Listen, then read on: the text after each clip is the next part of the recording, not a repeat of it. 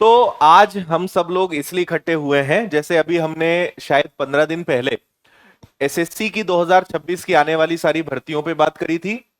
और जैसे कि आप लोग में से कई लोग हैं कि एमपी के मध्य प्रदेश की परीक्षाओं की तैयारी कर रहे हैं, लेकिन हमें कई बार ये पता ही नहीं होता है कि भर्तियां निकलती कितनी हैं, कितने प्रकार की होती है।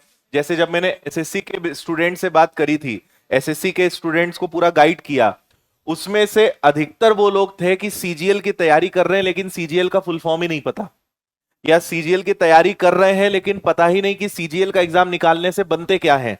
बस सुना है कि आजकल सीजीएल बहुत चल रहा है तो सर हमने तैयारी शुरू कर दी, है ना। तो उनको फिर क्लियर किया कि भाई सीजीएल क्या होता है, सीएचएसएल क्या होता है, सीपीओ क्या होता है, जीडी क्या होता है, 10वीं के बाद कौन सी भर्तियां, 12वीं के बाद कौन सी भर्तियां, ऐसी सारी जानकारी उनको दी।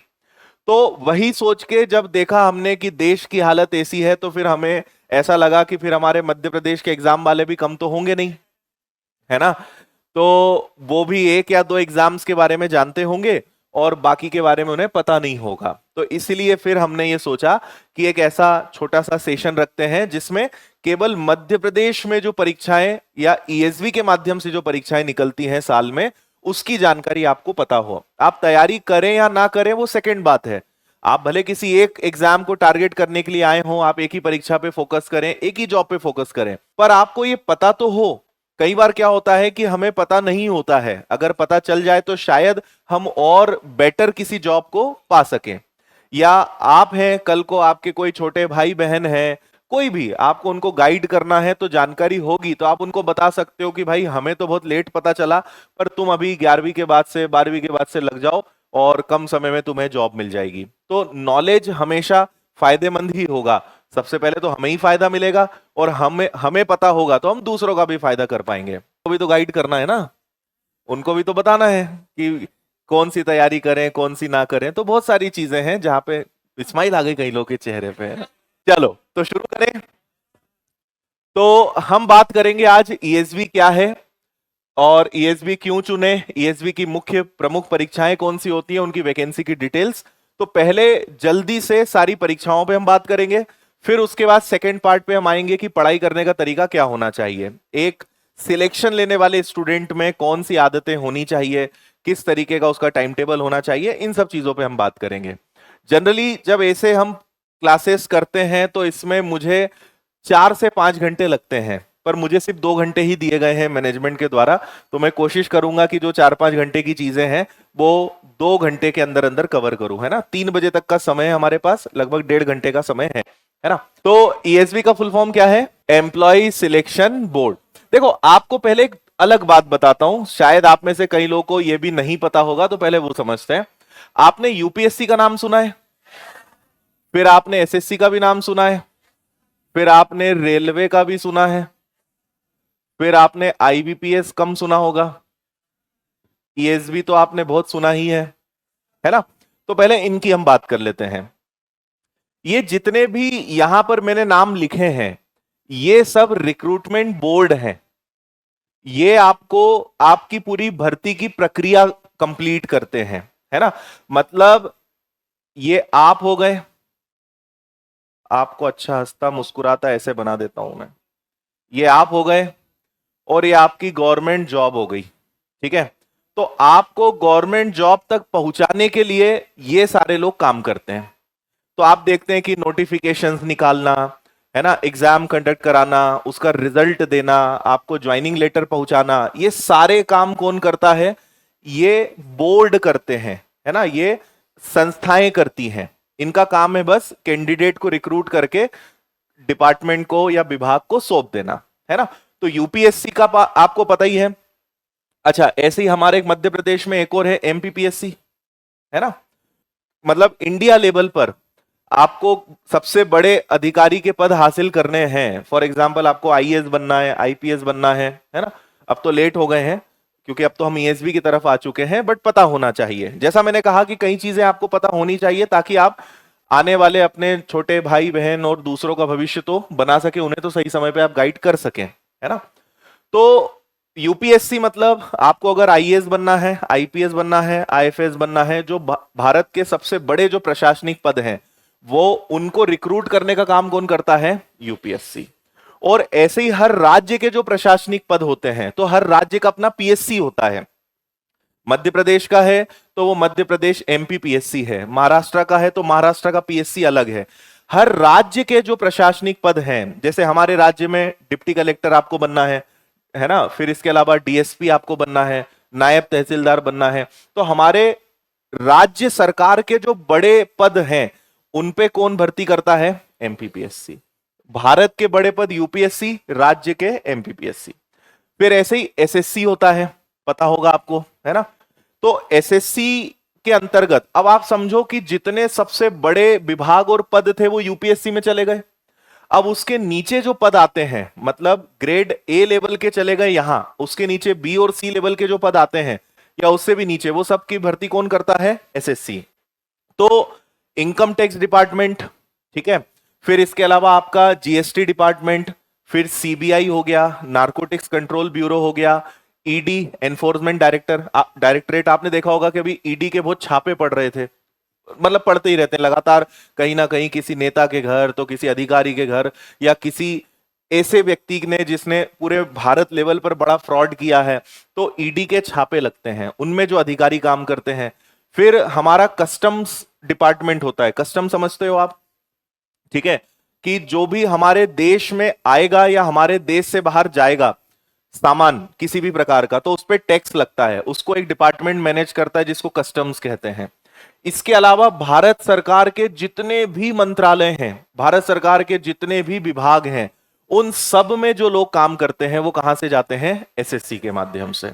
तो एसएससी आपको अगेन ये इंडिया लेवल का हो गया, सेंट्रल लेवल का हो गया, कि आपको भारत लेवल पर कहीं भी पोस्टिंग मिल सकती है, कहीं भी आपको जॉब करनी पड़ती है। फिर रेलवे आपको पता ही है, अभी रेलवे पिछले 2 सालों से काफी एक्टिव है, नहीं तो पहले रेलवे में 4-5 साल कोई भर्ती नहीं निकली थी, अभी रेलवे की भर्तियां लगातार चल रही हैं। तो रेलवे में ग्रुप डी होता है, एनटीपीसी होता है, एलपी असिस्टेंट लोको पायलट होता है, टेक्नीशियंस होते हैं, बहुत सारे पद होते हैं। तो उन सब की भर्ती रेलवे खुद करता है ना, रेलवे अपना अपने हिसाब से सारी भर्तियां करता है। फिर आता है आईबीपीएस। अब बैंक की जितनी भर्तियां हैं उनको कौन कंडक्ट कराता है? तो उसका नाम है आईबीपीएस। तो स्टेट बैंक ऑफ इंडिया में आपको पीओ समझते हो आप? 2 भर्तियां होती हैं, एक होता है ऑफिसर और एक होता है क्लर्क। ऑफिसर को पीओ कहते हैं बैंक में, तो आपको बैंक पीओ बनना है, बैंक क्लर्क बनना है, तो आपको आईबीपीएस के थ्रू एग्जाम देने पड़ेंगे। तो state bank of India, reserve Bank of India, इसके अलावा जितने भी हमारे सरकारी बैंक हैं, क्षेत्रीय ग्रामीण बैंक, रीजनल रूरल बैंक जिनको हम कहते हैं, इन सब को कौन भर्ती करता है? आईबीपीएस। आईबीपीएस अगेन संस्था है जो एग्जाम लेती है, फाइनल रिजल्ट देती है और आपको फिर सुपुर्द कर देती है बैंकों की, ये लो भैया, ये हमें कुछ अच्छे लोग मिले, इनको अब आप देख लेना। एलआईसी का नाम आपने सुना होगा, तो जितने भी इंश्योरेंस हमारे डिपार्टमेंट्स हैं उन सब में तो ये आईबीपीएस करता है। अब आ गई बात मध्य प्रदेश की। अब देखो, जो आपको यहां से डिफरेंस समझ में आएगा, जो भारत के सबसे बड़े पद हैं उनको कौन रिक्रूट करता है, और जो राज्य के सबसे बड़े पद हैं, अब इनके बाद जो अगला नंबर आता है कि भाई सबसे बड़े हो गए, अब इनसे नीचे, तो उनसे नीचे भारत के बड़े पद कौन करेगा और राज्य के कौन करेगा? पीएसबी। समझ गए आप डिफरेंस दोनों में, है ना। रेलवे इंडिया लेवल पे काम करता है, बैंक इंडिया लेवल पर काम करता है। तो ये एक मोटा मोटा आपको पता होना चाहिए सभी के बारे में। आपको एक चीज और बता देता हूं, जैसे बैंकिंग का जो पैटर्न है ना, आप अगर मध्य प्रदेश के मतलब ईएसबी की तैयारी करते हो, बैंकिंग का पैटर्न उससे काफी अलग है। लेकिन जो पढ़ाई आप कर रहे हो उससे आप ईएसबी की परीक्षाएं तो दे ही सकते हो, आप रेलवे की भी, एसएससी की भी परीक्षाएं दे सकते हो। मतलब अगर कोई बच्चा एसएससी की तैयारी कर रहा है तो वो रेलवे और मध्य प्रदेश की परीक्षाओं के एग्जाम उसके लिए इजी रहेगा। मतलब अगर इन तीनों फील्ड को देखें तो इनमें लगभग 80% समानता है, 80% सिलेबस इनका कॉमन है, ठीक है। जैसे मोटे मोटे तौर पे देखूं आपको, अब हम सिविल सर्विसेज, एमपीपीएससी और यूपीएससी हटा देते हैं और बैंकिंग हम हटा देते हैं, ठीक है। देखो बैंकिंग में भी, मतलब अगर मैं चारों एग्जाम्स की बात करूं तो आपको मैथ्स सब में पढ़ना है, आपको रीजनिंग लगभग सब में पढ़ना है, इंग्लिश भी सभी में आता है, फिर इसके अलावा करंट अफेयर्स आता है। तो बैंकिंग इतने पे रुक जाता है। पर बैंकिंग का मैथ्स रीजनिंग इंग्लिश और एसएससी का, रेलवे का, ईएसबी का मैथ्स रीजनिंग इंग्लिश अलग है। इसलिए मैं हमेशा सलाह देता हूं कि अगर आप बैंक की तैयारी कर रहे हो तो बैंक के साथ कभी किसी और परीक्षा की तैयारी मत करो, क्योंकि बैंक का पैटर्न बहुत अलग है और बाकी सबका अलग है। तो अब मैंने यहां से यूपीएससी हटा दिया, ठीक है, मैंने बैंकिंग हटा दिया और मैंने एमपीपीएससी हटा दिया। अगर आप चाहें तो इनकी परीक्षाओं की सभी की तैयारी आप एक साथ कर सकते हो। आपके काम की जो हर साल भर्तियां निकलती हैं, एसएससी में लगभग 7 से 8 एग्जाम्स हैं जो आप में से हर बच्चा दे सकता है। हर साल भर्ती निकलती है, ठीक है। रेलवे में अभी अभी पिछले 2 सालों से रेलवे अच्छा चल रहा है और अभी हर साल कैलेंडर्स आ रहे हैं, तो रेलवे में हर साल 4 से 5 ऐसी एग्जाम्स होती हैं जो आप सब दे सकते हो। और मध्य प्रदेश में भी आप मान के चलें कि लगभग 4 से 5 वैकेंसी हर साल निकलती है, बाकी फिर डिपेंड करता है। जैसे इस साल कैलेंडर आ गया, बहुत सारी भर्तियां उन्होंने अनाउंस कर दी, तो ये वो भर्तियां हैं जो लगभग हर साल निकलती है। अब मैं आपको क्यों ये सजेस्ट कर रहा हूं, क्योंकि तीनों का मैथ्स एक जैसा है, आपको मैथ्स अलग नहीं पढ़ना है। इसलिए मैंने बैंक हटाया, क्योंकि बैंक का मैथ्स अलग है। तो अगर आपने एक बार पुलिस के हिसाब से, एसआई के हिसाब से, या एसएससी के हिसाब से, या रेलवे के हिसाब से मैथ्स पढ़ लिया, वो सब में काम आ जाएगा, इनमें कोई डिफरेंस है ही नहीं, ठीक है। मैथ्स एक ही मैथ्स सब में काम आएगा, एक ही रीजनिंग सब में काम आएगी, एक ही इंग्लिश सब में काम आएगी, ठीक है। फिर आप किसी भी परीक्षा की तैयारी करेंगे, आपको जीएस पढ़ना ही पड़ेगा। जीएस मतलब क्या हो जाता है? History, geography, polity, current affairs, economics, है ना। फिर आप कोई भी परीक्षा की तैयारी करो, साइंस सब में आता है। एसएससी की सारी परीक्षाओं में, रेलवे में, व्यापम में साइंस आता ही आता है ना। तो साइंस मतलब क्या हो गया? फिजिक्स, केमिस्ट्री, बायो, एनवायरमेंट, पर्यावरण, है ना। ये 4 विषय आपके साइंस के आ गए। फिर करंट अफेयर्स मैंने लिख ही दिया है, और एक होता है स्टैटिक जीके। समझ गए आप बात? ये वो विषय हैं जो आपको हर परीक्षा के लिए पढ़ना ही है, ठीक है। अब अलग क्या होता है कि अगर आपने मध्य प्रदेश के किसी परीक्षा की तैयारी करी तो आपको एमपी जीके अलग से पढ़ना पड़ जाएगा। ये एक नया विषय हो गया, है ना। हो सकता है कि इनमें से, जैसे एसएससी में, एसएससी का जीडी आपको पता ही होगा, है ना। तो एसएससी जीडी में इंग्लिश की जगह आप हिंदी पढ़ सकते हो। तो मध्य प्रदेश की भी कुछ परीक्षाओं में क्या होता है कि आपका हिंदी आ जाता है। तो मैं आपको यह समझा रहा हूं कि 80% सिलेबस सबका कॉमन है। तो आप अगर तैयारी कर ही रहे हो तो इतने अच्छे से करो कि भाई एसएससी की अगर सीजीएल निकले, सीएचएसएल निकले, सीपीओ निकले, आप दे सकते हो। रेलवे का ग्रुप डी हो गया, एनटीपीसी हो गया, इवन अगर टेक्निकल कुछ है तो आप एएलपी भी दे सकते हो। अलग कुछ भी नहीं करना है, आप फोकस इसी पे करो, ठीक है। अगर आपने सोच के आए हो कि नहीं मुझे तो मध्य प्रदेश के एग्जाम्स पर ही फोकस करना है, आप अपने फोकस को बिल्कुल डिस्टर्ब मत करो। लेकिन अगर एसएससी की या रेलवे की कोई भर्ती निकलती है जिसमें सिंपल 12th या ग्रेजुएशन मांगा है, अब रेलवे तो इतना अच्छा है कि इसमें सिर्फ मैथ्स आता है, रीजनिंग आता है, जीएस आता है और साइंस आता है। इसके अलावा कुछ नहीं आता, इंग्लिश नहीं आता, ठीक है। तो आप मैथ्स पढ़ ही रहे हो, रीजनिंग पढ़ रहे हो, जीएस पढ़ रहे हो और साइंस भी पढ़ रहे हो, तो रेलवे की हर परीक्षा आप दे सकते हो। अलग से पढ़ना ही नहीं है कुछ, सिर्फ वैकेंसी निकलेगी, फॉर्म भरना है, एग्जाम देने पहुंच जाना है। अलग कुछ है ही नहीं, बल्कि चीजें कम है। आप देखो यहां पे इंग्लिश नहीं आ रही है, एमपीजी के नहीं आ रही है, हिंदी नहीं आ रही, कुछ नहीं आ रहा है। केवल 4 सब्जेक्ट आते हैं रेलवे की सारी परीक्षाओं में, सबसे बढ़िया। और अगर आपने इसमें इंग्लिश जोड़ दिया तो आपका एसएससी का रास्ता खुल जाता है। एसएससी की लगभग सारी परीक्षाओं में इंग्लिश आती है। फिर आपने एमपीजी के हिंदी पढ़ लिया तो आप मध्य प्रदेश की परीक्षाओं में आ गए। तो इसलिए मैंने कहा कि 80% सिलेबस सबका कॉमन है। तो आप ये मत सोचो कि मेरे पास साल में 2 या 4 एग्जाम्स देने को हैं। साल के करीबन 12 से 15 एग्जाम्स आपके पास हर साल आएंगे, ठीक है। और फोकस आप मध्य प्रदेश की परीक्षाओं पे रखो, कोई दिक्कत नहीं है। लेकिन अगर कोई एग्जाम ऐसा आ जाए एसएससी का या रेलवे का जिसका सिलेबस वही है जो आप पढ़ रहे हो, तो एग्जाम देने जरूर जाओ। मैंने कई बार देखा है कि कई सारे बच्चे यहां पे आए किसी और काम के लिए, किसी और एग्जाम के लिए, जानकारी नहीं थी। जैसे गांव में, हमारे गांव में कोई सिलेक्ट हो गया एमपी पुलिस में। जनरली हमारे देश में करियर कैसे डिसाइड करते हैं मैं आपको वो बता रहा हूं, है ना। हमारे यहां पे अवेयरनेस की बड़ी कमी है।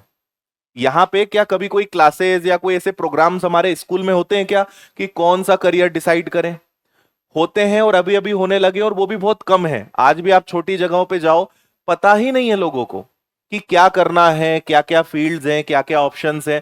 तो जो टीचर्स ने बोल दिया, जो मम्मी पापा का मन हो गया, या जो हमने कहीं से सुन लिया, हम वही अपना लेते हैं, वही टारगेट बना लेते हैं। ऐसे ही होता है ना। जैसे मैं अपनी कहानी बताता हूं, 10th के बाद मुझे तो गवर्नमेंट जॉब्स और ये कुछ पता ही नहीं था।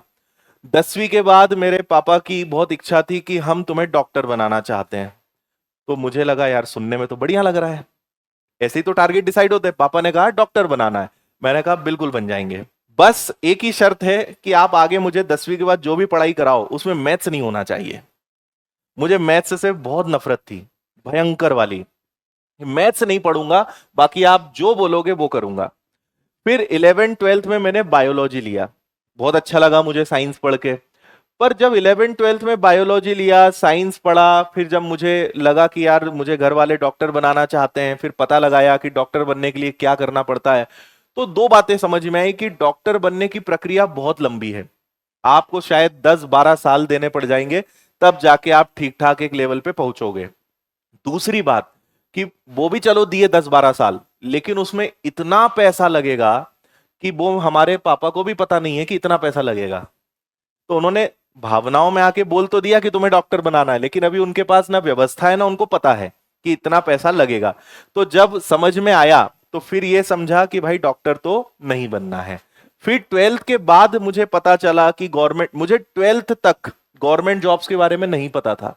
मेरा एक दोस्त था, है मतलब अभी भी, तो बर्थडे पर उसका वीडियो भी दिखाया था आपने अगर ध्यान दिया हो तो। दो बहुत अच्छे दोस्त थे जो ऑलरेडी गवर्नमेंट जॉब्स की प्रिपरेशन कर रहे थे। उसमें एक दोस्त मेरा बिहार से वो आया था। मैं हरदा की बात कर रहा हूँ, मैं जब हरदा से हूँ बेसिकली मैं, तो मैं वहीं पे रहता था।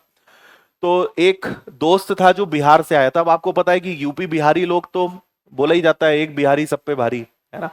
तो उनमें गवर्नमेंट जॉब का उनको क्लियर है कि हमें बचपन से एक ही काम करना है कि क्या किस चीज की तैयारी करनी है, गवर्नमेंट जॉब की। बचपन से क्लियर है कि गवर्नमेंट जॉब ही लेना है, उनका एकमात्र उद्देश्य होता है। और वो नहीं तो फिर वो कोई भी काम धंधा कर लेते हैं। तो वो बैंक पीओ की तैयारी करता था। मुझे तब पहली बार पता चला कि अच्छा गवर्नमेंट जॉब्स के लिए एग्जाम्स होते हैं, उसके लिए पढ़ना पड़ता है। फिर उससे जब बात हुई तो उसने बताया कि मैथ्स पढ़ना पड़ेगा, रीजनिंग। मैंने कहा यार मैथ्स नहीं पढ़ूंगा मैं, कुछ भी हो जाए। फिर उसने मुझे बताया कि देखो मैथ्स किस टाइप का आता है, इसमें ऐसे ट्रिक्स लगती हैं। तो वहां मुझे पहली बार समझ में आया कि यार मैथ्स इजी है। उसने मुझे एक दो क्वेश्चंस बताए। तब तक मुझे मैथ्स बिल्कुल अच्छा नहीं लगता था, लेकिन जब उसने एक दो मुझे क्वेश्चंस बताए कि देखो ये क्वेश्चन है और ये ऐसे सॉल्व हो गया, तो मुझे लगा यार ये तो बहुत बढ़िया है, ऐसे ही करना होता है क्या। तो उसने कहा ऐसे ही करते हैं। तो वहां वो पहली बार था कि मैं गवर्नमेंट जॉब की तरफ मेरा इंटरेस्ट जागा। और 3 से 4 महीने की तैयारी में उसके साथ हम लोग सेल्फ स्टडी करते थे। तो मैथ्स में फिर इंटरेस्ट जागा। फिर मैथ्स में इतना इंटरेस्ट जागा कि उस पे मैं रिसर्च मोड पे आ गया। और आपने अगर मैथ्स की कोई क्लास मेरी देखी है, या जो मैं टेक्निक्स या कंसेप्ट बताता हूं वो लगभग मेरे ही बनाए हुए हैं। तो इस लेवल पे आ गया मैं बाद में कि मैं अपने खुद की ट्रिक्स बनाता था, खुद के कॉन्सेप्ट्स बनाता था, मजा आता था मैथ्स में रिसर्च करने में। और 3 से 4 महीने की पढ़ाई में 18 साल की उम्र में मैंने अपनी लाइफ का पहला एग्जाम निकाला था, स्टेट बैंक ऑफ इंडिया का क्लर्क। उस समय की मैं बात कर रहा हूं। तो जहां 4 महीने पहले पता ही नहीं था कि गवर्नमेंट जॉब क्या होता है, लेकिन अच्छी संगति मिली, अच्छा गाइडेंस मिला, और मेरे फ्रेंड ने हेल्प करी, तो मुझे पता चला गवर्नमेंट जॉब्स के बारे में। पहला सिलेक्शन मैंने लिया। लेकिन मुझे कई बार होता है ना कि जब कोई चीज बहुत आसानी से मिल जाती तो उसकी लाइफ में आप कद्र नहीं करते हो, है ना। तो मुझे लगा यार 4 महीने में जॉब मिल गई, नहीं ज्वाइन करना, नहीं करना मुझे ज्वाइन, क्योंकि ये तो बहुत आसानी से मिल गया। तो तब तक क्या हुआ था कि मुझे मैथ्स पढ़ाने में इंटरेस्ट जाग गया था। तो मैं पढ़ने से ज्यादा फिर धीरे धीरे मैथ्स पढ़ाने पे शिफ्ट हो गया। और मुझे लगा कि यार मैं तो मैथ्स पढ़ाना चाहता हूं। तो मैथ्स में इंटरेस्ट आने लगा, मैथ्स पढ़ाना शुरू करा। बहुत सारी फिर चीजें बीच में हुई, तो लगभग 4-5 साल मैंने मैथ्स खूब पढ़ाया। फिर 2013 में घर से दबाव आया कि भाई कब तक पढ़ाओगे, और तुम्हारे पढ़े हुए स्टूडेंट सिलेक्ट हो रहे हैं, वो गवर्नमेंट जॉब ले रहे हैं, तुम गवर्नमेंट जॉब कब लोगे। तो फिर घर का दबाव कुछ ऐसा रहा कि 2013 में मैंने एग्जाम्स देना स्टार्ट किए। तो 2013 में लगभग मैंने जितने एग्जाम्स दिए थे सभी एग्जाम्स में सिलेक्शन लिया, और करीबन 12-13 सरकारी नौकरियां मैंने 2013 में ली। और उसमें से कुछ ज्वाइन करा, फिर 2-3 साल ज्वाइन किया। और ऐसा कहा जाता है कि अगर एक बार आपको पढ़ाने का शौक या पढ़ाने का जुनून सवार हो जाए तो फिर आपका मन कहीं और लगेगा नहीं। तो मुझे पढ़ाना फिर इतना ज्यादा पसंद आने लगा कि मैं जॉब करते करते ये प्लान करता था कि यहां से रिजाइन कब करूं, यहां से जाऊं कब, और मैं पढ़ाने का अपना काम वापस शुरू कब करूं। तो 2-3 साल जॉब किया मजबूरी में, और उस मजबूरी के पीछे सबसे बड़ा कारण यह था कि सारी सैलरी को बचाना है, पैसा इकट्ठा करना है, और जब भी होगा पॉसिबल, जब ऐसा लगेगा कि हाँ ठीक ठाक पैसा इकट्ठा हो गया है, तो इंदौर चल के वापस कोचिंग चालू करेंगे। तो ऐसे करके फिर कुछ साल जॉब करी, फिर मैं छत्तीसगढ़ में पोस्टेड था। तो अब आप सोचो कि मैं वहां पहुंचा, 2 या 3 महीने में मैंने वहां पे पढ़ाना चालू कर दिया, कोचिंग खोल ली। तो मैं सुबह 7 बजे से लेकर रात के सुबह 7 बजे से सुबह 10 बजे तक पढ़ाता था। फिर 10:30 पे ऑफिस पहुंचता था एलआईसी में डबल एओ मैंने ज्वाइन किया था, एडमिनिस्ट्रेटिव ऑफिसर। तो 10:30 बजे से शाम के 6:30 तक जॉब एलआईसी में करता था, और उसके बाद फिर 7 बजे से रात के 10 बजे तक फिर पढ़ाता था। तो सुबह 7 से रात के 10 तक मैं कंटिन्यू एंगेज रहता था। फिर 1-1.5 साल बाद, लगभग 2 साल बाद ऐसी स्थिति बनी कि मुझे लगा कि अब मैं जॉब छोड़ सकता हूं, तो मैंने जॉब वहां पे रिजाइन कर दिया। कुछ समय वहां पे पढ़ाया, फिर उसके बाद जो है इंदौर में विनर्स इंस्टीट्यूट की शुरुआत करी। तो मैं कहां कहां से कहां पहुंच गया, बता क्या रहा था मैं। तो अच्छा, उस दौरान मैंने एसएससी के भी एग्जाम्स निकाले थे 2013 में, बैंकिंग के एग्जाम्स निकाले, बहुत सारी एग्जाम्स मैंने निकाली। उसमें एक सबसे बड़ी एग्जाम भी मैंने निकाली थी जिसका नाम है RBI grade B officer. Reserve Bank of India, आप जानते हैं, रिजर्व बैंक ऑफ इंडिया में ग्रेड बी ऑफिसर होता है।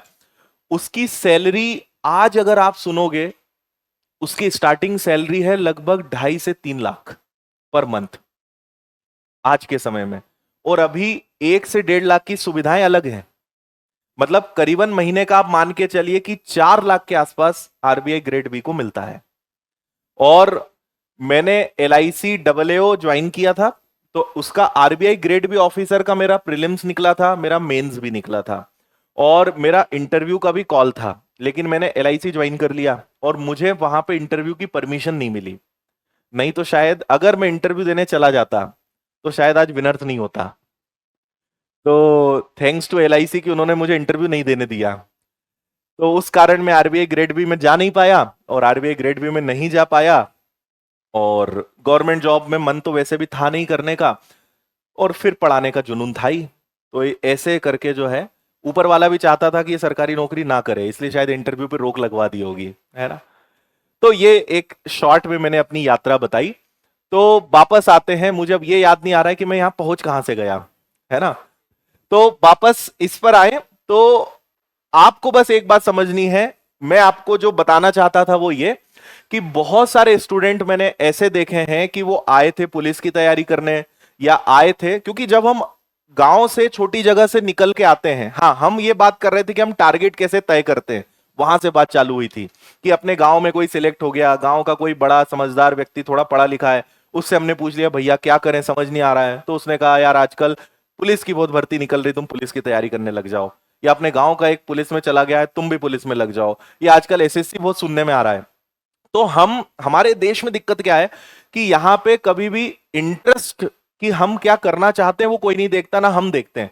हम ये देखते हैं कि आजकल चल क्या रहा है। आजकल ज्यादा लोग तैयारी किस चीज की कर रहे हैं, उसकी तैयारी हम भी करेंगे, है ना। तो देखा कि भाई पुलिस की तैयारी बहुत हो रही है, एसआई की तैयारी बहुत हो रही है, टीचर्स एग्जाम की तैयारी हो रही है, तो चलो हम भी उसी की कर लेते हैं। लेकिन जब मैंने कई लोगों को देखा है कि वो यहां आए थे, क्योंकि जब आप आते हो तो आप बहुत छोटा सा सपना लेके आते हो कि इतना भी मिल जाए तो बहुत है। पुलिस कांस्टेबल भी बन गए ना सर, तो हमारी जिंदगी तो तर लग जाएगी, पार हो जाएगी। हम, क्योंकि आज तक कोई खानदान में पुलिस वाला नहीं बना, आज तक कोई खानदान में किसी की सरकारी नौकरी नहीं है, तो हम आते ही बड़ा छोटा सा सपना लेकर हैं। और उसके पीछे कारण ये है कि जानकारी है नहीं। तो जब कई बच्चे विनर्स आए, उन्हें पता चला कि भाई SSC CGL income tax inspector बनता है, जीएसटी इंस्पेक्टर बनता है, ये होता है वो होता है, उन्होंने तैयारी अपनी जारी रखी। लेकिन दूसरे एग्जाम्स, क्योंकि जैसा मैंने कहा कि वही चीजें यहां भी आ रही है, पढ़ना एक ही जैसा है सबके लिए। तो कई बच्चे मैंने ऐसे देखे हैं कि आए थे पुलिस कांस्टेबल बनने, लेकिन इनकम टैक्स इंस्पेक्टर बन के गए, जीएसटी इंस्पेक्टर बन के गए, या 2 स्टार एमपीएसआई का सपना लेकर आए थे। अब आप सोचिए कि 2017 के बाद एमपीएसआई कब निकली, 2025 में। है ना। 2017 से 2025 में जिन बच्चों ने एमपीएसआई का सपना देखा होगा उनका क्या हुआ होगा। लेकिन कई बच्चे ऐसे थे कि आए थे मध्य प्रदेश सब इंस्पेक्टर की परीक्षा क्लियर करने, वो नहीं निकली। वो एसएससी में होता है सीपीओ, आपको पता है एसएससी में होता है सीपीओ, जो कि सब इंस्पेक्टर का एग्जाम होता है 2 स्टार का। इसमें भी आपको सपना पूरा करने का मौका मिलता है। तो बीएसएफ, सीआईएसएफ, सीआरपीएफ और दिल्ली पुलिस, इनमें जो सब इंस्पेक्टर्स होते हैं वो सीपीओ एग्जाम से जाते हैं। तो क्योंकि इधर एमपीएसआई नहीं निकली, उन्होंने सीपीओ एग्जाम निकाला, और सैलरी के मामले में, पावर के मामले में वो एमपीएसआई से कई गुना बेहतर था। तो इसीलिए हमें सबसे पहली एक चीज सीखनी है कि हमें छोटा नहीं सोचना है ना। आपको मैं बता दूं कि आप एमपीएसआई की तैयारी करो या कांस्टेबल की तैयारी करो या सीजीएल की तैयारी करो या रेलवे की एलपी की तैयारी करो, इन सब में तैयारी में मुश्किल से 10% का डिफरेंस है, सिर्फ 10% का डिफरेंस है, कोई अंतर नहीं। मतलब आप ये कभी मत सोचना कि भाई सीजीएल की तैयारी करनी है तो बहुत मेहनत करनी पड़ेगी, सिर्फ 10%। कि अगर आप दिन में 8 घंटे पढ़ रहे हो तो सीजीएल के लिए आधा घंटा समय और निकालना है, 8.5 घंटे पढ़ना है, बस इतना सा फर्क है, क्योंकि लेवल सेम है। आप ये अपने दिमाग से निकाल देना कि छोटी परीक्षा या छोटे एग्जाम का लेवल भी छोटा होता होगा। एमपी पुलिस कांस्टेबल में और अभी एमपीएसआई में ऐसे सवाल आए हैं जो सीजीएल लेवल के हैं, है ना, या एसएससी रेलवे लेवल के हैं। तो आज के समय में यह हो गया है कि छोटे एग्जाम्स हो या बड़े एग्जाम्स, लेवल सेम है, और बल्कि छोटे एग्जाम्स को और ज्यादा कैलकुलेटिव बना देते हैं वो बड़े एग्जाम्स के कंपैरिजन में। तो इसलिए छोटा एग्जाम निकालना आसान है, ये चीज अपने दिमाग से निकाल दें। छोटे एग्जाम्स में पेपर का लेवल इजी आता होगा, सिलेबस आसान होगा, ऐसा कुछ नहीं है। उसी तैयारी में आप बड़े से बड़ा और छोटे से छोटा एग्जाम निकाल सकते हो, ठीक है। और मैं आपको बताता हूं, मैंने जब 12-13 सिलेक्शंस लिए थे, उसमें एक सिलेक्शन बड़ा खास है जो आपको शायद थोड़ा सा मोटिवेट करे। उस समय एक भर्ती निकली थी, national housing bank assistant manager, जो आरबीआई का ही एक पार्ट है। आप इकोनॉमिक्स में पढ़ोगे, नेशनल हाउसिंग बैंक करके एक होता है असिस्टेंट मैनेजर। पूरे भारत में उसकी पता है कितनी वैकेंसी निकली थी? 13 कितनी वैकेंसी निकली थी? 13। ईमानदारी से बताओ, विद्या की कसम खाके, आप में से कितने लोग फॉर्म भरते ऐसी परीक्षा के? 2 लोगों ने हाथ उठाया है। अब बाकी लोग क्यों नहीं फॉर्म? अच्छा, उसकी सैलरी 80-90 हजार है, तो क्या हुआ, वैकेंसी तो 13 ही है। और मध्य प्रदेश की नहीं, पूरे इंडिया लेवल पे 13 वैकेंसी है, पूरे भारत से 13 लोग चुने जाएंगे, और सैलरी उसकी 80-90 हजार थी। मैं बात कर रहा हूं आज से 12 साल पहले की, 2013 में उसकी वैकेंसी निकली थी। मैंने उसका फॉर्म भरा था, और मेरे जितने दोस्त थे किसी ने फॉर्म नहीं भरा, क्योंकि वो भी ऐसे ही सोचते थे 13 ही तो वैकेंसी निकली है, इसमें क्या होगा। क्योंकि हमारी ये सोच है कि जब तक 2-4 हजार वैकेंसी ना हो तब तक मजा नहीं आता, है ना। 2-4 हजार वैकेंसी तो हो, तो किसी ने फॉर्म नहीं भरा। और उसका मैंने प्रीलिम्स दिया, उसका मैंने मेंस दिया, उसका इंटरव्यू हुआ। तो उसका प्रीलिम्स मुंबई में हुआ, मेंस दिल्ली में हुआ, इंटरव्यू आरबीआई के ऑफिस में हुआ।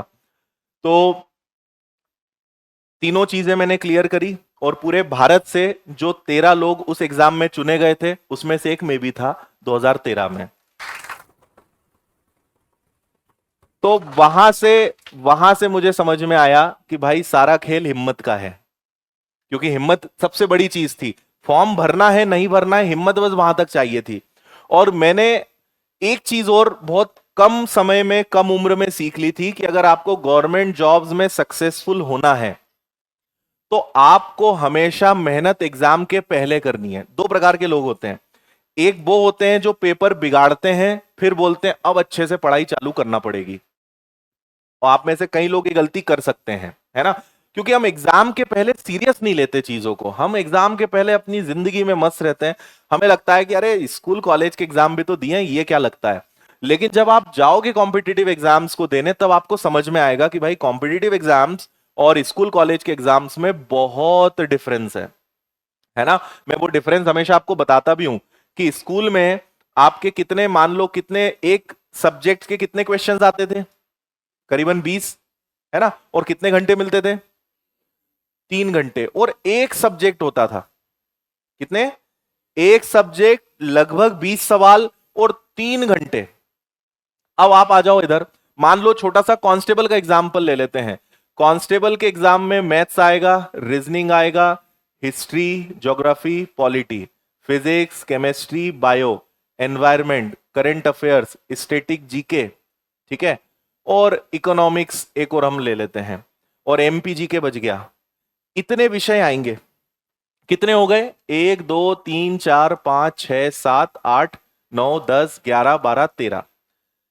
13 सब्जेक्ट, ठीक है, इनसे आएंगे 100 क्वेश्चन, और समय बोलो कितना? 2 घंटे। अब आप अंदाजा लगाओ, एक सब्जेक्ट के 20 सवाल और 3 घंटे, 13 सब्जेक्ट के 100 सवाल और कितने? 2 घंटे। भाई कायदे से अगर प्रश्नों की संख्या 5 गुना हुई है, ठीक है, तो समय भी तो 5 गुना मिलना चाहिए, है ना? कायदे से 15 घंटे का पेपर होना चाहिए। और दूसरी बात कि एक सब्जेक्ट है, यहां 13 सब्जेक्ट हैं, तो 15 घंटे में भी 13 का गुणा करो, तो 195 घंटे मिलना चाहिए कायदे से, है ना? तो 100, जो स्कूल में 195 घंटे का पेपर होना चाहिए, वो यहां कितने घंटे का होता है? ये सबसे बड़ा डिफरेंस है कि आपको यहां पर टाइम मैनेजमेंट और सब्जेक्ट मैनेजमेंट करते आना चाहिए। तो मैंने ये सीखा कि दो ही प्रकार के लोग होते हैं। एक वो होते हैं जो एग्जाम के पहले सीखते हैं, एग्जाम के पहले मेहनत करते हैं, क्योंकि उन्हें पता है कि एग्जाम होने के बाद कुछ बदला नहीं जा सकता सिवाय खुद के। लेकिन एग्जाम के पहले अगर मेहनत कर ली तो एग्जाम अच्छा चला जाएगा। तो मैंने ये बहुत कम उम्र में समझ लिया, कम समय में सीख लिया कि भाई मुझे अपने आप को इतना बनाना है कि मैं किसी भी परीक्षा में बैठ जाऊं, मुझे 85 से 90% मार्क्स लाना है। मैं अपनी सक्सेस का आपको एक सिंपल सा रूल बता रहा हूं। मैंने ये समझ लिया कि मैं जिस भी एग्जाम में बैठूंगा, अगर वो एग्जाम 100 नंबर की है तो 85 से कम नहीं लाऊंगा। अगर वो एग्जाम 200 नंबर की है तो 180 से कम नहीं लाऊंगा। ये मेरा टारगेट था। मुझे फर्क नहीं पड़ता कि भाई कितनी वैकेंसी है, कट ऑफ क्या है। कट ऑफ तो मैं देखता ही नहीं था, क्योंकि कट ऑफ इससे नीचे ही रहता था, ठीक है। कट ऑफ से कोई मतलब नहीं, वैकेंसी से कोई मतलब नहीं, कितने लोग फॉर्म भरेंगे कोई मतलब नहीं, पेपर कैसा है कोई मतलब नहीं। अपना टारगेट था कि 100 नंबर का पेपर है तो 85 से कम नहीं लाना है, 200 नंबर का पेपर है तो 180 से कम नहीं लाना है। और ये एकमात्र कारण था, उसके लिए खूब मेहनत करी, और ये एकमात्र कारण था कि जिस एग्जाम में मैं बैठा उसको मैंने निकाला। और मैं भी सरकारी स्कूल में ही पढ़ा हूं, हिंदी मीडियम का ही छात्र रहा हूं, ठीक है। बहुत बेसिक एजुकेशन रही है, और मैथ्स सब्जेक्ट में क्या हालत थी मैं आपको बता ही चुका हूं। इंग्लिश कोई खास ऐसी आती नहीं थी, लेकिन हर चीज को सीखा, हर चीज को इंप्रूव किया, क्योंकि ये टारगेट था कि नहीं यार, अब अगर ये टारगेट है तो इसके लिए जितनी मेहनत करना पड़े मैं करता था। तो और मैंने बहुत ज्यादा भी पढ़ाई नहीं करी, केवल 6 महीने या 7 महीने मैंने पढ़ाई करी है बस, उसके बाद पढ़ाया ही पढ़ाया है। पढ़ाते पढ़ाते मुझे लगभग 17-18 साल हो गए, लेकिन पढ़ा मैंने मात्र 5-6 महीने हैं। लेकिन वो 6 महीने मेरा शेड्यूल ऐसा होता था कि सुबह 5 बजे से लेकर रात के 11 बजे तक, सुबह 5 बजे से रात के 11 तक 6 महीने पढ़ाई करी, खत्म। उसके बाद 12-13 एग्जाम्स कैसे निकल गए पता ही नहीं चला। तो एक बार अच्छी मेहनत कर ली बस, तो आपको पता है कि भाई फिर आप जिस एग्जाम में बैठोगे वो निकलेगा। क्योंकि मुझे समझ में आ गया कि यार मेहनत तो करनी पड़ेगी, बिना मेहनत के कुछ हो नहीं सकता, है ना। और मुझे एक बात और पता है कि भारत जो है लापरवाह और आलसियों का और मक्कारों का देश है, ये फैक्ट है। बहुत कम लोग हैं मेहनत करने वाले। आप सोचो ही मत कि कंपटीशन है, मैं मानता हूं कि कंपटीशन बहुत नहीं के बराबर है। मेहनत करने वाले लोग हैं कितने, आप अपनी क्लास में देख लो, ठीक है, कितने लोग रेगुलर आ पाते हैं। वहीं से मैं तो अंदाजा लगा लेता हूं कि सिलेक्शन कितने लोग का होना है। आपसे क्लास में ही आया नहीं जा रहा, आपसे 6 लेक्चर नहीं बैठे जा रहे, है ना। या आपको जो एक 2 सवाल टीचर होमवर्क के लिए देता है, आपके पास अगले 24 घंटे में वो 2 सवाल हल करने का समय नहीं है। आप है ही नहीं सिलेक्शन के लिए, बने ही नहीं हो आप। तो ये कुछ ऐसे पैरामीटर्स होते हैं जहां से अंदाजा लग जाता है कि इसका कुछ नहीं हो सकता, क्योंकि हम खुद भाई, आपको कोई और बर्बाद करेगा ही नहीं, क्योंकि आप खुद ही तुले हो अपने आप को बर्बाद करने पे। आपने खुद ही अपने रास्ते बंद करके रखे हैं। टीचर ने होमवर्क दिया, जिसको सिलेक्शन लेना है, जिसको पढ़ना है, जिसको एग्जाम क्लियर करना है, वो कहेगा कि नहीं यार सर ने क्वेश्चन दिया ना, करना है। नहीं बनेगा, गलत होगा, लेकिन कोशिश तो करें। और एक सोच वो होती कि सर ने दिया है, नहीं भी कर लेंगे तो क्या बिगाड़ लेंगे, नहीं करना, कुछ कहानी बना देंगे, झूठ बोल देंगे, बीमार पड़ गए थे, ये हो गए थे। मुझे एक बात बताओ कि 2 क्वेश्चन सर ने करने को दिए, आपने नहीं करे, इसमें सर का नुकसान हुआ कि अपना हुआ? अपना हुआ। आप टीचर को बेवकूफ बना दो, आप माता पिता को बेवकूफ बना दो, आप दुनिया को घुमाओ, उसमें नुकसान किसका हो रहा है? आपका हो रहा है। और अगर इतनी सी बात आपको समझ में नहीं आती, मतलब फिर गधा तो यूं ही बदनाम है ना, उससे बड़े बड़े घूम रहे हैं। तो ये आपको समझना है कि भाई हम वास्तव में एग्जाम्स निकालना चाहते हैं कि नहीं चाहते हैं। और अगर एग्जाम निकालना है तो कुछ महीने अपने आप को समर्पित करना पड़ेगा। बहुत बड़ी बात नहीं, मैं आपको बता रहा हूं कि अगर आप आज भी सोच लो ना, अगले जनवरी 2027 में आप किसी सरकारी विभाग में बैठे हुए रहोगे। अगर आज ठान लो तो है ही नहीं एग्जाम निकालने में कोई मेहनत। और आप मतलब यूपीएससी होता तो मैं कहता कि हाँ यार 2-3 साल का मार्जिन लेकर चलो, है ना। एमपीपीएससी है तो चलो यार 2 साल का सोच के चलो। आप उन एग्जाम्स के 20% सिलेबस को पढ़ रहे हो, ये बहुत छोटे एग्जाम्स हैं। 5 या 6 महीने की सीरियस पढ़ाई से आप रैंक 1 या टॉप 10 में आ सकते हो। ये इतने छोटे एग्जाम्स हैं जिनमें कुछ है ही नहीं दम, पर हमने इतना बड़ा मान लिया है, या हम खुद इतनी मेहनत से भाग रहे हैं कि हमारे लिए यही बहुत बड़ा हो रहा है। आप सोचो तो कि अगर यूपीएससी की तैयारी करते तो क्या होता। यूपीएससी के सिलेबस के मुकाबले आपके कांस्टेबल का या एसआई का सिलेबस कितना है? 20 या 30% भी नहीं है। ये भी मैं बहुत ज्यादा बोल रहा हूं, है ना। हर और संख्या देखो, अगर एमपीपीएससी का भी नोटिफिकेशन आया, मुश्किल से शायद 150 या 200 के अंदर अंदर पद निकले। कांस्टेबल की एग्जाम होती 7,500 पद। अब कहां 7,500 वैकेंसी और कहां 200 वैकेंसी? कंपटीशन तो वहां है। सिलेबस, वहां का सिलेबस के मुकाबले आपका सिलेबस 20% नहीं है। तो हम ऑलरेडी बहुत आसान एग्जाम को चुन रहे हैं, ऑलरेडी उस रास्ते पर बढ़ रहे हैं। उसको कठिन मानने का कोई सेंस ही नहीं है। आप ऑलरेडी बहुत आसान रास्ते पे चल रहे हो, तो 5-6 महीने में निकाल के आप आगे बढ़ो। कोई बड़ी बात नहीं है, 5-6 महीने की सीरियसनेस चाहिए, बस आप सारी परीक्षाएं निकाल सकते हो। आ रही कुछ बात समझ में? चलो, तो मैं 87 पेज लेकर आया हूं, अभी दूसरे पेज पे ही हैं अपन। आगे बढ़ते हैं। ईएसबी क्या है छोड़ो। गवर्नमेंट जॉब के फायदे तो शायद मुझे बताने की जरूरत है नहीं, है ना, क्योंकि वो पता है तभी तो तैयारी कर रहे हो, है ना। पता नहीं होते तो प्राइवेट जॉब नहीं कर रहे होते। गवर्नमेंट जॉब की तैयारी क्यों कर रहे हैं? माइक है, कौन बताना चाहेगा? गवर्नमेंट जॉब के फायदे कौन बताएगा? सही सही बताना है ना, वैसे सही सही बताओगे तो। कौन बताएगा गवर्नमेंट जॉब के फायदे लड़कियों में, यहां से कोई? गवर्नमेंट जॉब की तैयारी आप क्यों कर रहे हो? देखो, या तो खुद से कहो, नहीं तो फिर मैं जो नजर छुपाएगा उसके पास माइक भेज दूंगा। कौन आंसर देना चाहेगा? लड़कों में ले आओ, चलो चलो इनको दे दो। और किसी के आंसर देने पे कोई किसी भी प्रकार का रिएक्शन या रिस्पांस नहीं देना है, सुनना है आपको शांति से। बताऊंगी कि उसमें एक पावर रहती है हम्म।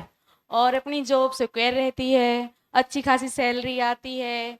पावर रहती है, सिक्योर रहती है, अच्छी खासी सैलरी आती है। कौन से एग्जाम को आप टारगेट कर रहे हो? अभी तो एमपी कांस्टेबल का ही एमपी ज्वाइन कांस्टेबल को कर रहे हो, ठीक है।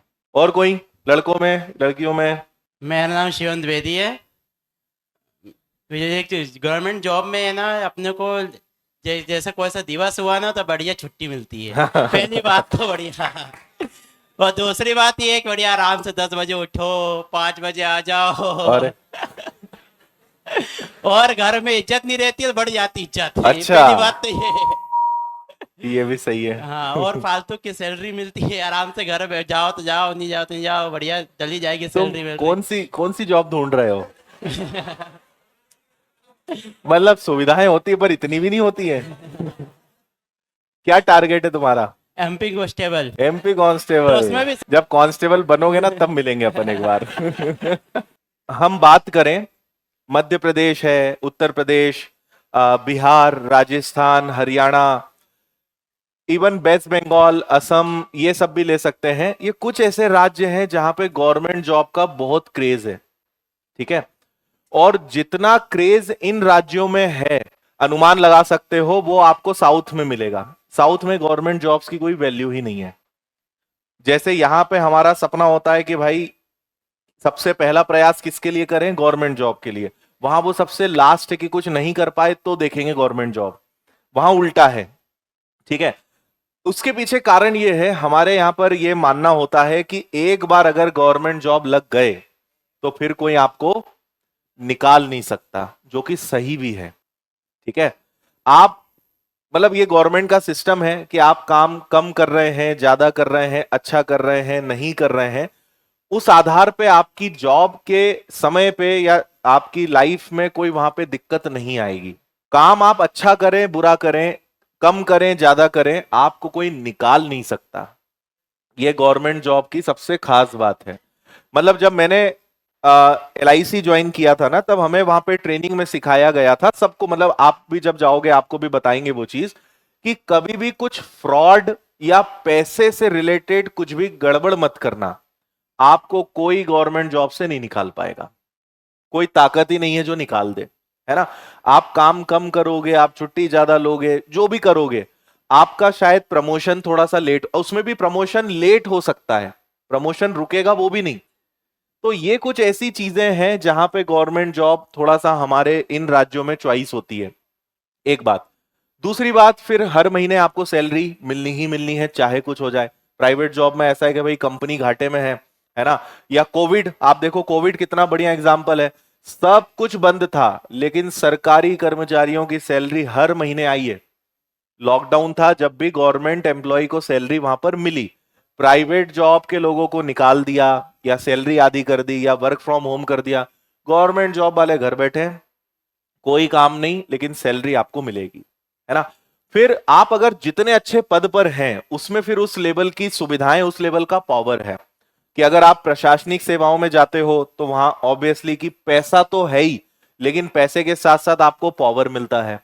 वर्दी में आप जा रहे हो तो वर्दी की अपनी एक अलग, एक सम्मान के साथ साथ उसका एक अपना अलग पावर है कि आप अगर वर्दी में हैं तो, मतलब जब मैं कई सारे कांस्टेबल वाले बच्चों से मिलता हूं वो यही कहते हैं कि सर जब हम ऐसे नॉर्मल घूमते हैं तो कोई ध्यान नहीं जाता, लेकिन वर्दी पहन के जाते हैं तो हर व्यक्ति ध्यान से देखता है, नजर रहती है हमारे ऊपर। और एक वर्दी के कारण वैसे ही एक तो डर भी होता है और एक वर्दी का अपना अलग ही सम्मान होता है। तो उस वर्दी की वो कीमत है और वो आप कमाते हैं अपनी मेहनत से, तो समाज में एक सम्मान मिलता है वो अलग। आप कितनी अच्छी प्राइवेट जॉब कर रहे हो, लेकिन अगर उससे आधी सैलरी की भी सरकारी नौकरी है तो आपकी इज्जत ज्यादा होगी क्योंकि आप सरकारी नौकरी में है ना। तो सम्मान भी है, पैसा भी है, पावर भी है, जॉब सिक्योरिटी भी है, ठीक है, ग्रोथ भी अच्छी है, कोई दिक्कत ही नहीं है। और सरकारी नौकरियां मैं आपको बताऊं हर प्रकार की है कि अगर 20-25 हजार रुपए पर महीने पर मंथ से लेकर आप 1 लाख, 1.5 लाख, 2 लाख पर मंथ की भी सरकारी नौकरियां हैं, ठीक है। और 1 लाख आप ये समझिए कि आने वाले 2-4 साल में अगर आप किसी भी पद पे ऑफिसर बनते हो, 80-90 हजार, 1 लाख बहुत कॉमन होगा। कोई बहुत बड़ा उसमें वो फिगर नहीं है आने वाले समय में। मतलब सैलरी बहुत अच्छी, अभी जब 8वां वेतन आयोग लागू हो जाएगा ना, सैलरी में गजब के चेंज आपको देखने को मिलेंगे। मतलब जब तक अगर आपने ठीक ठाक पढ़ाई कर ली और वास्तव में ढंग से आपने पढ़ लिया, 1 साल में मेहनत करके आपने अगर एग्जाम निकाल लिया, तो जहां तक अगले साल 8वां वेतन आयोग लागू हो जाएगा तो अभी जो सैलरी है वो लगभग 1.5 गुना होने वाली है, लगभग। तो आप समझिए कि जिसको 50 हजार मिल रहा है वो लगभग 70-80 हजार पे पहुंच जाएगा, जिसको 30 हजार मिल रहा है वो लगभग 40-45 हजार की रेंज में चला जाएगा। तो अगले 1-2 साल में सैलरी 1.5 गुना हो रही है, 8वां वेतन आयोग लागू हो गया तो सैलरी भी बहुत अच्छी, तो हर चीज बढ़िया है। इसलिए हमारी सबकी पहली कोशिश क्या होती है कि हम क्या करें, गवर्नमेंट जॉब की तैयारी कर लें, लाइफ सिक्योर रहती है ना। अब जल्दी से आते हैं हमारे मुख्य विषय पर कि हमारे सामने कितनी नौकरियां हैं। स्पेशली मध्य प्रदेश की बात कर रहा हूं मैं अभी SSC, रेलवे, किसी की बात नहीं कर रहा हूं। केवल अगर ESB मध्य प्रदेश की बात करें तो 10वीं के बाद आपके पास मध्य प्रदेश में 4 परीक्षाएं देने को होती हैं, सिर्फ 10वीं अगर आप पास हैं। 12वीं के बाद आपके पास 6 परीक्षाएं और जुड़ जाती हैं, तो 4 और 6 10 परीक्षाएं आप 12वीं के बाद दे सकते हो, और 8 परीक्षाएं और जुड़ जाती हैं आपकी ग्रेजुएशन के बाद, तो टोटल कितनी वैकेंसीज हो गई, 18। और ये लगभग 1 साल 2 साल में भर्तियां निकल ही रही हैं, है ना। तो अब 1 बाय 1 मैं आपको इन सारी भर्तियों की जानकारी दूंगा, क्या योग्यता है, क्या पढ़ना पड़ता है, क्या सैलरी है, एज क्या है, प्रोसीजर क्या है, सब कुछ मैं आपको बता रहा हूं। तो बस ध्यान से आप सुनते जाना। ये वीडियो रिकॉर्ड भी हो रहा है, तो ये वीडियो हम आपको ऐप पर भी दे देंगे, तो आपको और जानकारी बाद में देखना हो, रिवाइज करना हो, तो आपके लिए ये वीडियो है।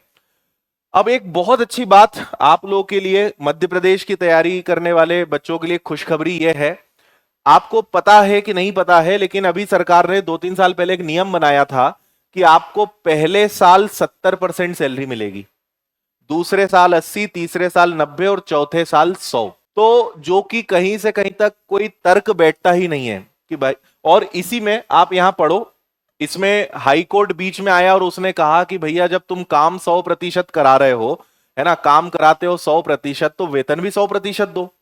तो अच्छी बात यह है कि यह नियम आ चुका है, तो अब जब आप जॉब में जाओगे तो आपको 100% सैलरी फ्रॉम द डे 1 आपको मिलेगी। मतलब आप इससे समझ लीजिए कि जो कांस्टेबल की सैलरी, एमपी पुलिस कांस्टेबल की सैलरी 30,000 बननी चाहिए, वो उसको पहले साल कितनी मिलती थी, लगभग 21,000, 20-21,000 ही मिलती थी, क्योंकि उसका 70% मिलता था।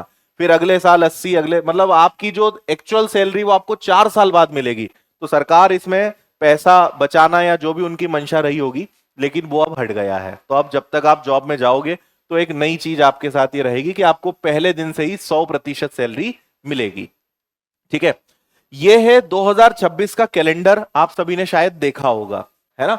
और इसमें कई सारी भर्तियां हैं कि भाई जैसे एमपीएसआई की अगर हम बात करें, ग्रुप 2 सब ग्रुप 3 है, ग्रुप 1 सब ग्रुप 2 है, क्षेत्र रक्षक, जेल प्रहरी, सबकी बात मैं अभी करने वाला हूं। महिला कार्यकर्ता हैं, फिर इसके बाद वर्ग 2, वर्ग 3, ग्रुप 2 सब ग्रुप 4 और पुलिस आरक्षक भर्ती, जो कि अगली क्लियर है कि अक्टूबर 2026 में इसकी परीक्षा होनी है ना।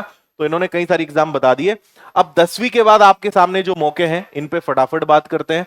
तो सबसे पहला है एमपी पुलिस कांस्टेबल, अच्छे से आपको पता ही है, योग्यता सिर्फ 10वीं है, एज 18 से 33 है, कैटेगरी वाइज रिलैक्सेशन मिलता है वो अलग, केवल कंप्यूटर बेस्ड एक टेस्ट होगा, फिजिकल, मेडिकल और डॉक्यूमेंट वेरिफिकेशन। सब्जेक्ट मैंने आपको बताए थे, मैथ्स, रीजनिंग, जीएस, एमपीजी के।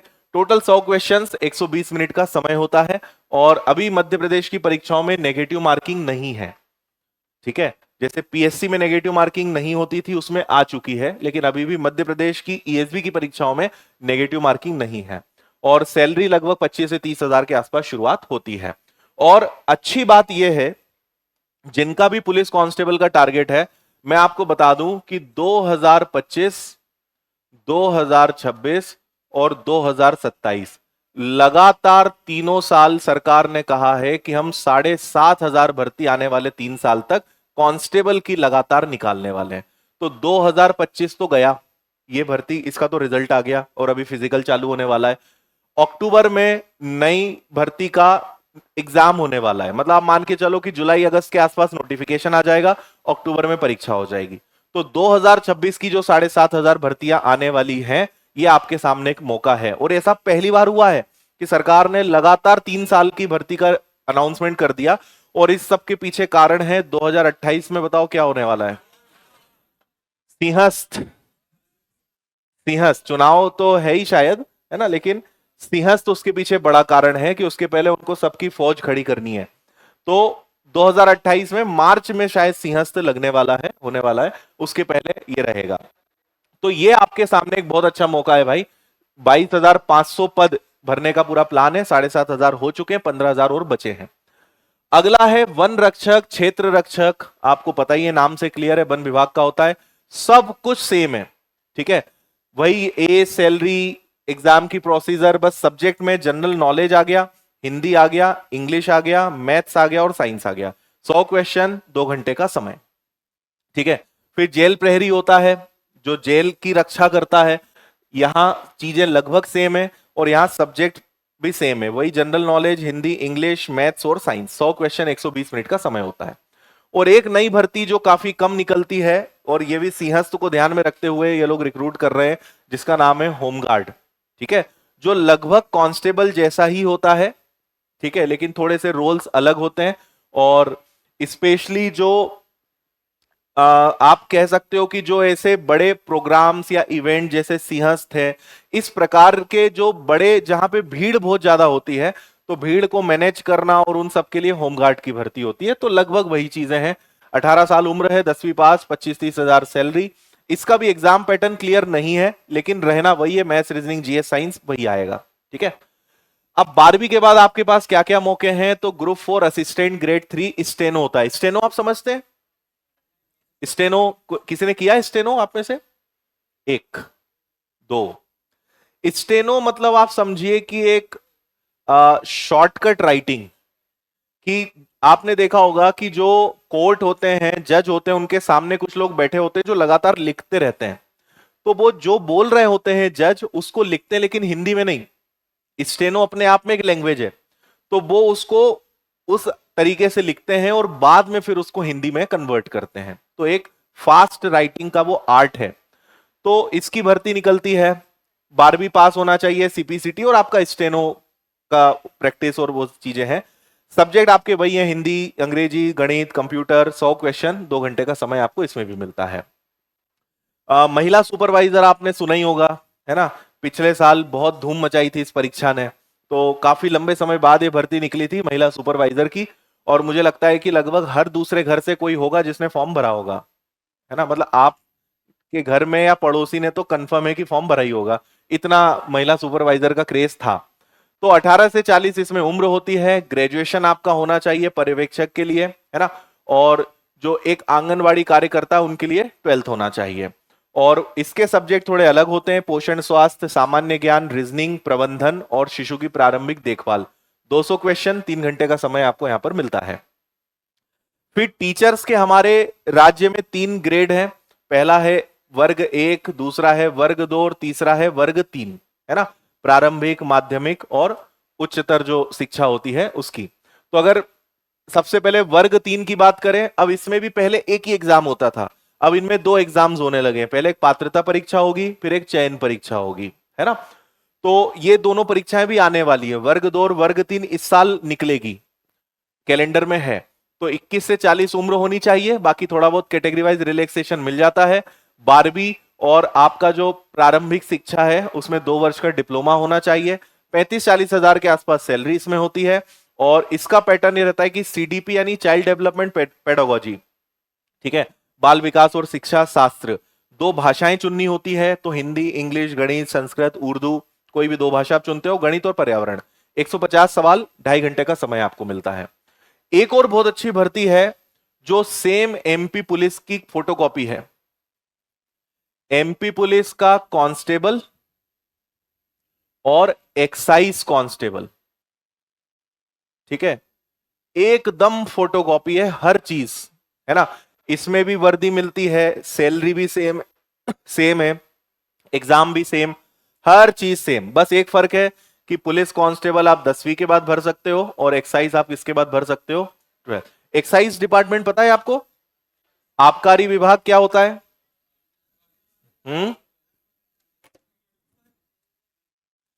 अवैध शराब बनना या उसकी तस्करी या उसको रोकना, ये वाला जो डिपार्टमेंट है आबकारी विभाग कहलाता है। और पुलिस कांस्टेबल के कंपैरिजन में बहुत आराम है इसमें, ठीक है? मतलब पैसा भी है, सैलरी भी है, सब कुछ है, लेकिन आराम भी बहुत है। और ये हमारी ऑफलाइन की ही एक स्टूडेंट है, आफ्टर मैरिज इन्होंने विनर ज्वाइन किया था और पढ़ाई करके एक्साइज कांस्टेबल निकाला है। तो हमने रियल फोटो ही लगाई है अधिकतर यहाँ पे। तो वही 12वीं पास, 18 से 33, सैलरी 25-30 हजार, सब कुछ कांस्टेबल का ही। अगर आप कांस्टेबल का पढ़ रहे हो तो ये एग्जाम जब भी निकले भर देना है, सोचना ही नहीं है, सेम रहता है। बस वैकेंसी कम निकलती है, 200, 400, 500, 600 निकलती है, लेकिन अलग कुछ नहीं है, सेम पुलिस कांस्टेबल, ठीक है? फिर एक होता है एएसआई, असिस्टेंट सब इंस्पेक्टर। इसमें भी पहला एक तो स्टेनो होता है ना? तो 12 सीपीसीटी होना चाहिए। इसमें भी पुलिस कांस्टेबल वाला ही पैटर्न है, कुछ अलग नहीं है, कांस्टेबल का पैटर्न है, बस स्टेनो आपका है तो आप इसको दे सकते हो। फिर 2 अभी भर्तियां हैं, आपने सुना होगा, पंचायत सचिव और छात्रावास अधीक्षक। ये पहली बार आने वाली है भर्तियां, तो इसलिए अभी इनके बारे में जानकारियां है नहीं, अचानक से इनका नोटिफिकेशन आएगा और 2 या 3 महीने बाद इनकी परीक्षा हो जाएगी। तो पंचायत के जो सचिव हैं इसकी भर्ती निकलने वाली है। 21 से 35 उम्र, 12th होना चाहिए, डिप्लोमा आपके पास होना चाहिए, सीपीसीटी होना चाहिए, 20-25 हजार के आसपास इसकी सैलरी रहने वाली है। बाकी विषय और ये क्या रहेंगे, क्योंकि आज तक एग्जाम हुई नहीं है तो पता नहीं, लेकिन सब्जेक्ट रहेंगे वही कॉमन, आपके मैथ्स, रीजनिंग, जीएस, साइंस रहना सब कुछ वही है। अब आते हैं ग्रेजुएशन और पोस्ट ग्रेजुएशन पे। तो सबसे पहला आप जानते ही हैं बहुत अच्छे से, MPSI, Madhya Pradesh sub inspector. अब इसमें भी दो चीजें होती है, एक सब इंस्पेक्टर होता है और एक सूबेदार होता है। भर्ती एक ही रहती है, लेकिन सब इंस्पेक्टर थाने में या ग्राउंड पे ड्यूटी करता है या उसका ड्यूटी वाला काम है। सूबेदार भी सब इंस्पेक्टर ही रैंक होती है, लेकिन वो पर्दे के पीछे काम करते हैं, है ना। तो वो जैसे किसकी ड्यूटी कहां लगानी है, या जितने भी अस्त्र होते हैं, अस्त्र शस्त्र हैं, उन सब का मैनेजमेंट करना, ये सब काम वो करते हैं। तो इसमें भी दो टाइप होते हैं, एक तो सब इंस्पेक्टर और एक सूबेदार, लेकिन है वो दोनों एसआई ही। और ये भी रियल फोटो ही हमने लगाई है। मैक्सिमम एज 33 है, ग्रेजुएशन होना चाहिए, 40 से 45 हजार सैलरी है। और इस साल यानी 2025 में एसआई का एग्जाम पैटर्न बदला है। तो आपका पहले प्रीलिम्स होगा, फिर मेंस होगा, फिर फिजिकल होगा, इंटरव्यू होगा, और हर एक के मार्क्स हैं, है ना। प्री में भी मार्क्स है, मेंस में भी है, फिजिकल में भी है, इंटरव्यू में भी है। और प्री में आपको क्या क्या पढ़ना है, तो 10 विषय आपको, मतलब इसका सिलेबस काफी बड़ा कर दिया है। तो 10 विषय पढ़ने होते हैं, हिंदी, अंग्रेजी, फिर आपका मैथ्स, रीजनिंग, इतिहास, भूगोल, विज्ञान, नागरिक शास्त्र, कंप्यूटर, रीजनिंग और करंट अफेयर्स। ये सब आपको इसमें पढ़ना होता है। 100 क्वेश्चंस का आपका पेपर होता है, जो अभी कुछ दिन पहले ही हुआ था, आपको पता होगा। अगला है सहायक जेल अधीक्षक, जो जेल विभाग के अंतर्गत आता है। सब चीजें सेम है, ग्रेजुएशन, सैलरी, एज आपको दिख रही है। General knowledge, Hindi, English, maths और साइंस, 100 क्वेश्चन, 2 घंटे का पेपर। और ये कुछ ऐसी परीक्षाएं जिनको लोग फॉर्म ही नहीं भरते, वैकेंसी कम होती है, पहला कारण, दूसरा जानकारी नहीं, तीसरा सुनते हैं तो ऐसा लगता है कठिन होता होगा। पर बात आपको मैं 100 बात की एक ही बात कहूंगा, अगर कोई एग्जाम के लिए आप एलिजिबल हो, कि आपकी योग्यता उससे मैच कर रही है, और उसके पैटर्न में या उसमें आए हुए क्वेश्चन जो सब्जेक्ट्स हैं वो आप जानते हो, पढ़े हुए हैं, फॉर्म भर देना। मैंने कई स्टूडेंट देखे हैं। अभी हमने एक शायद 1 या 1.5 महीने पहले एक पॉडकास्ट हमने विनर्स के यूट्यूब चैनल पे डाला था, असिस्टेंट सब सहायक जेल अधीक्षक के पद पे वो गया था। उसने सेम उसकी कहानी है, उसको पता ही नहीं था कि ऐसा कुछ होता है। वो तो उस समय कोई वैकेंसी नहीं थी, फॉर्म भर दिया। जब वो बन गया तो उसको समझ में आया कि कितना गजब का इसका भी सिस्टम है और कितनी अच्छी पावर, पैसा, सब कुछ इसमें है। तो इसीलिए भर देना है आपको इसका भी। फिर आता है वर्ग 2, ठीक है, माध्यमिक शिक्षा, 21 से 40 उम्र, ग्रेजुएशन और डीएड बीएड में से कुछ होना चाहिए, लगभग 45-50 हजार के आसपास सैलरी होती है। पात्रता परीक्षा, चयन परीक्षा और फिर आपका डॉक्यूमेंट। और इसमें 150 प्रश्न होते हैं, 2 हिस्से में बंटता है, हिंदी, अंग्रेजी, करंट अफेयर्स, शिक्षा शास्त्र के 30 सवाल, और इतने विषय में से कोई एक विषय आपको चुनना होता है, उसके 120 सवाल, टोटल 150 क्वेश्चंस रहते हैं। 2.5 घंटे का समय आपके पास रहता है। तो कोई एक भाषा आप इनमें से, एक विषय आप इनमें से चुनते हो, जिस विषय में आपका ग्रेजुएशन होगा उसी को आप चुन पाएंगे, और वही विषय आपको स्कूल में पढ़ाना होता है। इसके बाद आता है वर्ग 1, जो इससे ऊपर की क्लासेस जो होती है ना, हायर सेकेंडरी लेवल की जो क्लासेस हैं। इसमें पोस्ट ग्रेजुएशन और बीएड मांगा जाता है। मिनिमम एज 21 है, सैलरी 50 से 60 हजार आराम से होती है। और इसमें भी वही सिस्टम है कि आपके 30 सवाल ये रहेंगे और फिर 120 सवाल आपके मेन मुख्य विषय के रहेंगे। तो ये इसमें रहता है। फिर हमारे मध्य प्रदेश के जो बहुत सारे विभाग हैं भाई, एक तो पुलिस विभाग हो गया, जेल विभाग हो गया, शिक्षा विभाग हो गया, लेकिन और भी तो विभाग हैं, बहुत सारे विभाग हैं। ये जो सारे हमारे दूसरे विभाग हैं, इन सब में आपने सुना होगा ग्रुप 1 सब ग्रुप 2, तो ग्रुप 2 सब ग्रुप 4, तो ग्रुप 2 ग्रुप 1। ये सब वही विभाग हैं जो मध्य प्रदेश के सरकार के हैं, जिनमें लोग काम करते हैं, चाहे वो अधिकारी हो, चाहे असिस्टेंट हो, चाहे क्लर्क हो। तो जैसे ग्रुप 1 सब ग्रुप 1 और ग्रुप 2 सब ग्रुप 1 है, तो जैसे उद्यानिकी विभाग हो गया, कृषि विकास अधिकारी हो गया, ग्रामीण विस्तार, उद्यान विस्तार अधिकारी हो गया, सहायक गुणवत्ता नियंत्रक हो गए, ये भी बहुत अच्छे पद हैं। तो इनकी भी भर्ती निकलती है, 18 से 40 उम्र है। और यूजी हो गया या पीजी, डिप्लोमा, क्योंकि भर्ती पे डिपेंड करता है कि आप कौन से पद के लिए एलिजिबल हो। 35,000 से 45,000 सैलरी होती है। सारे विषय इसमें आते हैं कि भाई सामान्य ज्ञान, हिंदी, अंग्रेजी, गणित, रीजनिंग, विज्ञान, कंप्यूटर सब पढ़ना है। और जो आपका विषय है उससे रिलेटेड भी 100 क्वेश्चंस रहेंगे। 200 क्वेश्चंस, 3 घंटे का समय आपके पास इसमें रहता है। इसके बाद अगला है ग्रुप 2 सब ग्रुप 2, तो इसमें सामान्य प्रशासन विभाग, लेखापाल, वरिष्ठ लेखापाल, सहायक लेखा अधिकारी, कनिष्ठ लेखा अधिकारी वो रहते हैं। बाकी चीजें यहाँ पर सेम है, एग्जाम पैटर्न और ये सब कुछ सेम है। ये फिर वो एग्जाम्स हैं जिसके बारे में लोगों को पता ही नहीं होता है, तो जिनको पता होता है कंपटीशन इनमें कम होता है तो फॉर्म भरते हैं और नौकरी ले जाते हैं। फिर ग्रुप 2 सब ग्रुप 4 जिसके अंतर्गत बहुत सारे पद होते हैं और पटवारी भी इसी के अंतर्गत पिछली बार आया था। ग्रुप 2 सब ग्रुप 4 आपने सुना होगा। तो पटवारी की जो भर्ती है वो भी इसी में आई थी। बाकी उसके अलावा भी बहुत सारे पद होते हैं, तो भू अभिलेख और राजस्व विभाग, पटवारी, सहायक ग्रंथपाल, सहायक जनसंपर्क अधिकारी, सांख्यिकी अन्वेषक और स्टेनोटाइपिस्ट, कनिष्ठ सहायक, डेटा एंट्री ऑपरेटर, ये सब की भर्ती इसमें होती है। तो यहां तो कुछ नया नहीं है, यहां पे जरूर है कि विज्ञान, हिंदी, अंग्रेजी, गणित, सामान्य ज्ञान, रीजनिंग, कंप्यूटर, तार्किक योग्यता और प्रबंधन, ऐसे टोटल 200 क्वेश्चंस होते हैं। 3 घंटे का पेपर होता है और लगभग सब कुछ पूछ लिया इन्होंने। कुछ बचा क्या इसमें? मैथ्स भी आ गया, रीजनिंग भी आ गया, हिंदी भी आ गया, इंग्लिश भी आ गया, जीएस भी आ गया, साइंस भी आ गया, कंप्यूटर भी आ गया, प्रबंधन भी आ गया। मतलब ये पढ़ लिया तो कोई मध्य प्रदेश का सब्जेक्ट ही ना बचा इसमें। एमपी जीके भी इन्होंने लिखा नहीं, लेकिन वो भी इसमें आता है, तो सब कुछ इसमें आ जाता है। ठीक है। फिर छात्रावास अधीक्षक है जो पहली बार आने वाला है। मिनिमम 21 साल उम्र रहेगी। इसमें 3 प्रकार की भर्ती रहेगी, तो 12th वालों के लिए भी, ग्रेजुएशन वालों के लिए भी, पोस्ट ग्रेजुएशन वालों के लिए भी। 50 से 55 हजार सैलरी है, डिपेंड करता है कौन सा पद आपको मिलता है। और क्योंकि अभी तक एग्जाम हुई नहीं है तो सब्जेक्ट अभी बता पाना इसका मुश्किल है। ठीक है। तो ये है अपने मध्य प्रदेश की सारी भर्तियां, और हमारी टीम ने कुछ फोटोग्राफ लगाई है जो विनर्स के चयनित विद्यार्थी, तो मैं आपको जल्दी से दिखा देता हूं। जैसे पटवारी के बहुत सारे बच्चे हैं, वर्ग 1 ग्रुप 4 में चयनित बहुत सारे स्टूडेंट हैं, वर्ग 3 में चयनित हैं, वर्ग 2 के ये सिलेक्शंस हैं। मतलब बहुत सारी फोटोग्राफ्स हैं, आप समय समय पे देखते ही होंगे और मिलने आते हैं। आप भी जब सिलेक्ट होंगे तो फिर अलग से मिलने आप आओगे, हम आपका इंटरव्यू लेंगे, है ना। अगर आप मिठाई चाहो तो खिला देना। ये हमने रखा था जिसमें सारे कांस्टेबल के बच्चों को एक साथ बुलाया था, उनके लिए भोजन रखा था। पहले ये होता था कि मेरे जो केबिन है उसमें 1 या 2 या 4 लोग मिलने आते थे, फिर धीरे धीरे 10 लोग एक साथ आने लगे, फिर धीरे धीरे 50 एक साथ आने लगे। अब ये होता है कि एक साथ, अभी एक संडे की बात है कि करीबन 100 से 125 स्टूडेंट एक साथ मिलने आए, क्योंकि उनकी ट्रेनिंग यहाँ चल रही है। तो पढ़े सब विनर्स से ही हैं, ऑनलाइन पढ़े हैं या कुछ ऑफलाइन है। तो जब ट्रेनिंग में उनको संडे 3-4 घंटे की छुट्टी मिलती है तो वो सब एक साथ उठ के यहाँ विनर्स में आते हैं मिलने के लिए। तो ये सब वही फोटोग्राफ्स हैं जो समय निकाल के वो लोग आते रहते हैं मिलने के लिए।